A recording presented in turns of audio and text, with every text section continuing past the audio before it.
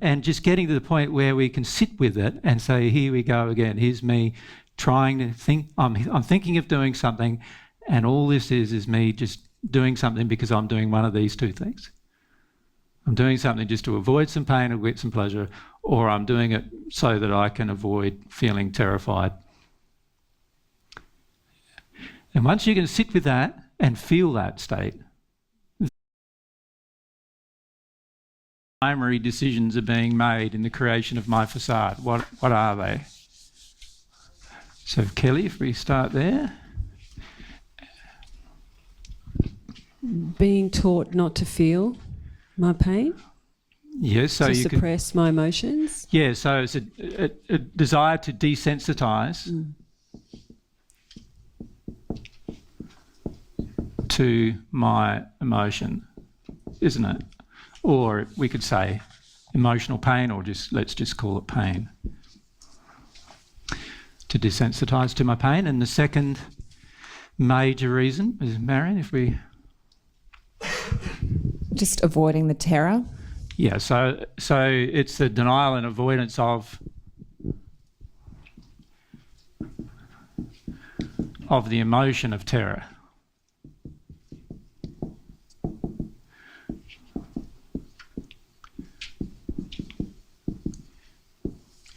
There's our primary choices. They're the primary things that trigger our facade. Now, after that, of course, all sorts of things happen as a result of those particular primary choices. Ben?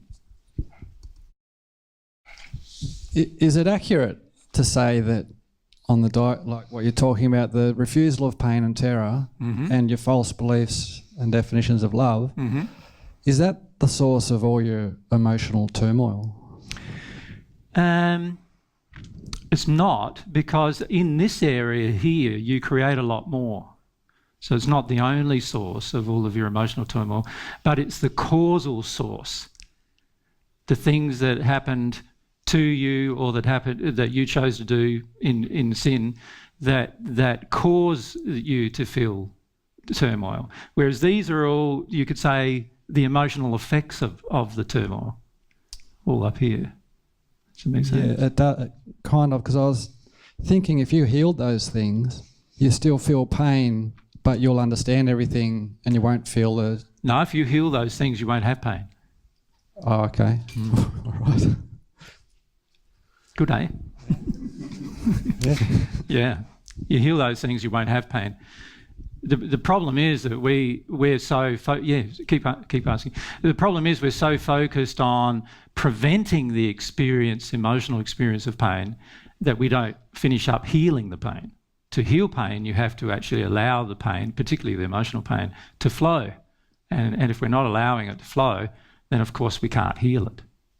Because to heal it, it has to be poured out of us. Now, and only we have control over it getting poured out of us. Nobody else has control of that. Yeah.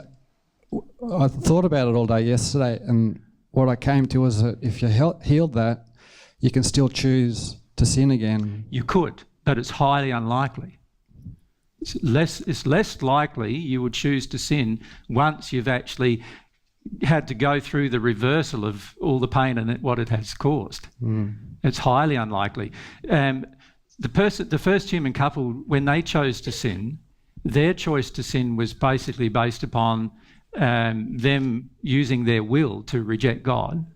Now, they weren't driven by pain to make that choice. So the reality is we can choose to sin even though we haven't got any pain in us. Certainly that is the case, because that's the development of the will. And that's why we need to see the power of the will. Just because we have pain and just because we have fear, that's not a justification for sinning.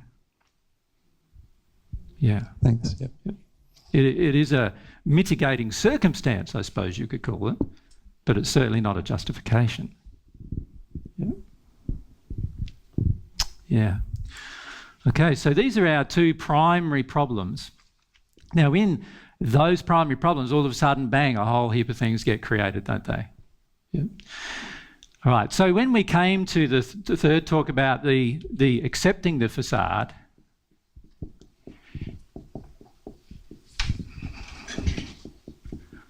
you can see that the primary focus is going to need to be the removal of the two main things that we do to create the facade.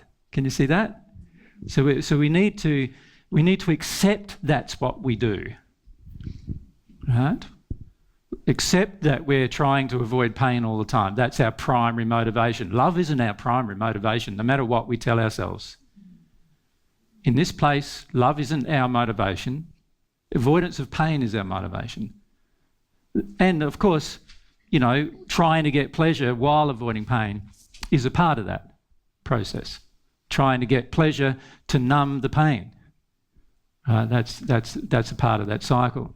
And the avoidance of the emotion of terror is another reason why we have created our facade. So to accept our facade, we need to accept that we have a lot of terror within us. And we need to accept that we have a lot of pain within us that we've been trying to avoid the majority of our lives. And that at some point we're going to have to reverse that decision. We need to develop some tools, you know, those 4 tools of faith, truth, action and emotion. We need to even just develop an aspiration to develop those tools so that we can begin the process of just even accepting this is our state.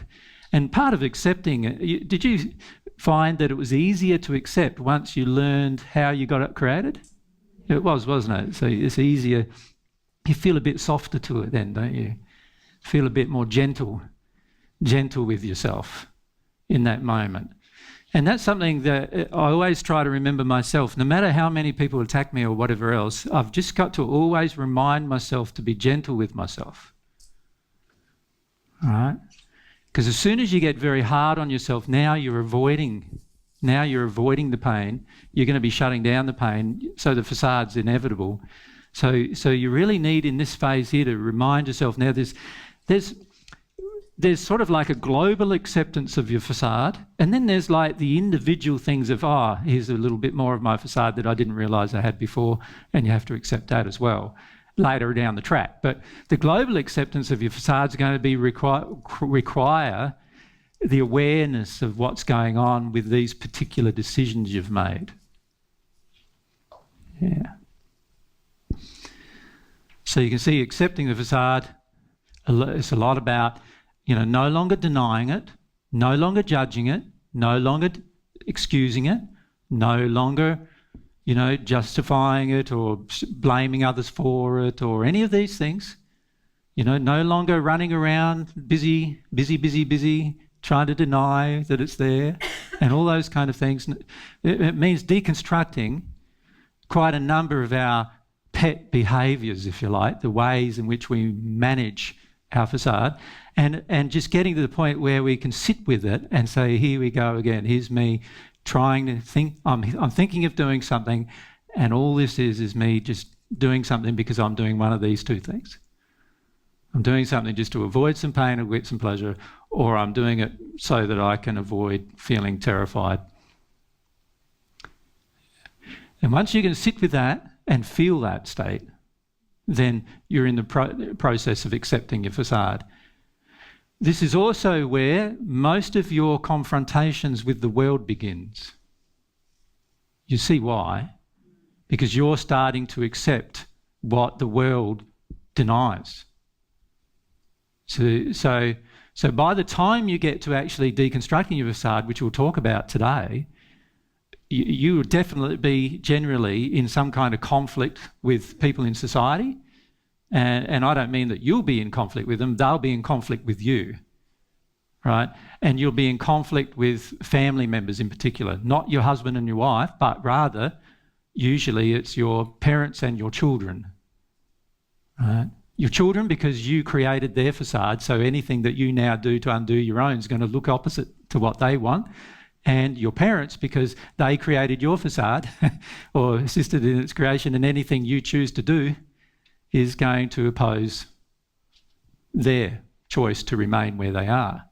So if you haven't had those kind of conflicts in family, then I suggest to you haven't even started dealing with it. Ben?